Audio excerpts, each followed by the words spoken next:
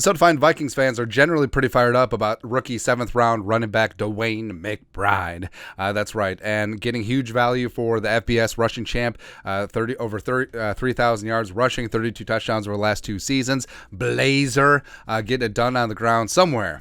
Joe Webb is smiling. That's right, man. And getting him in the 7th round, especially given the value structure of where you can draft running backs, is he going to be this year's Isaiah Pacheco? Is he going to be this year's Tyler Algier?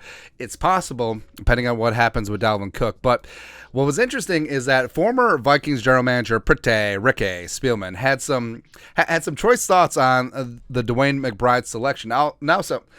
I understand we on this channel, we talk a lot about Spielman still, but Spielman is a very highly visible in the media. It's really cool, all the draft work that he did with CBS and the 33rd team.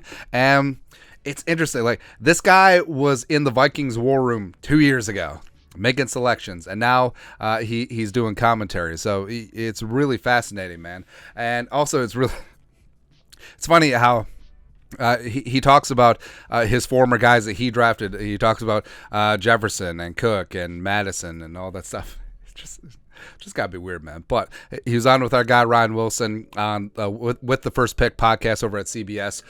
They did NFL draft grades for some various teams, and the Vikings came up, and specifically DeWayne McBride came up. And this is what he said about the pride of UAB. Quote, "The steal of the draft could potentially be DeWayne McBride. The only issues with McBride were there was some off-field concerns, I believe, but nothing that I heard was off teams' boards. But the biggest issue with him was he ran the ball 350 times a game, but only caught, I think, 4 passes last year. I don't know what his hands are, but he's a big physical back with excellent vision who's always going forward, very productive as a runner." Rick Spielman on Viking 7th rounder DeWayne McBride. Now, yes, McBride, you know, the large drawback is, hey, Rick, how dare you rob our guy of 80% or 20%, whatever. You robbed him of a catch. 5 career receptions at UAB. But also, when you have a guy that's running for over 3,000 yards, I mean, over 2 seasons, like, why throw the ball?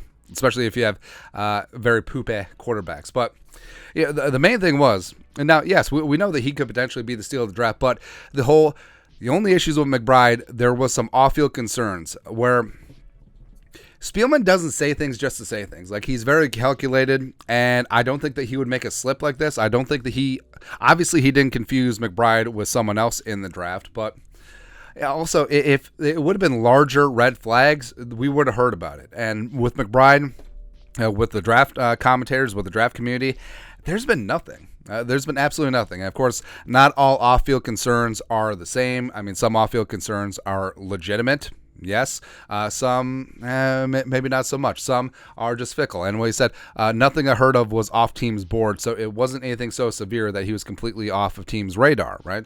But he wasn't able to test during the combine or his pro day because of the hamstring. Was that tied in? Potentially. That was widely seen as one of the reasons why he did take a draft day tumble to the 7th round despite fantastic bona fides. And also the fact that he isn't a blazer necessarily with top-end speed, as well as the drawback of, can he catch the ball? But more importantly, can he pass protect? So that way when he's on the field, you're not tipping your hand exactly what you're going to do. So I don't know. Like, on one hand, obviously, Rick would still have knowledge of information. He still has a network of scouts. He still knows every single GM in the league. So, I mean, I'm sure that he hears things, and I don't think he's saying things just to say things. So it's something that will raise an eyebrow a little bit, but also either way, it still worked out because the Vikings got themselves a damn fine running back. And I do think that DeWayne McBride has a chance to be a 2-down factor with this team. I think that beyond the ability to catch the ball, don't really care about that. Can you pass protect?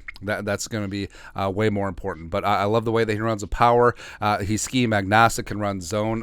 He can run gap. He's fantastic with yards after contact. Second in NCAA FBS in missed tackles behind Bijan Robinson. And he's got great agility. Like, he's got fantastic balance. Like, that doesn't get talked about enough. Where a lot of running backs where you put a shoulder on them and they're going down. But McBride, first contact, the play is just getting started. It's really insanely fun, man. I think that he is going to be a very interesting player going forward. And whether the Vikings work things out with Dalvin on a reduced contract or the cut or trade him, whatever, I do like Madison as a solid all-around running back. Glad they brought him back on a relatively cheap 2-year free agent deal. I believe in King Kene. I especially believe in Ty Chandler as a third down scat back. And then you got McBride. So even if the Vikings do move on from Dalvin, they're set up pretty good. But that's certainly interesting. That's certainly interesting where Spielman, of course, backs up what everyone thinks, that he could be the steal of the draft, but then just, I don't know. But again, it wasn't too large of a concern that he would go undrafted. It wasn't too large of a concern, according to Spielman, that he was off of teams' boards, but it's interesting. Certainly is, man. But your thoughts are thoughts.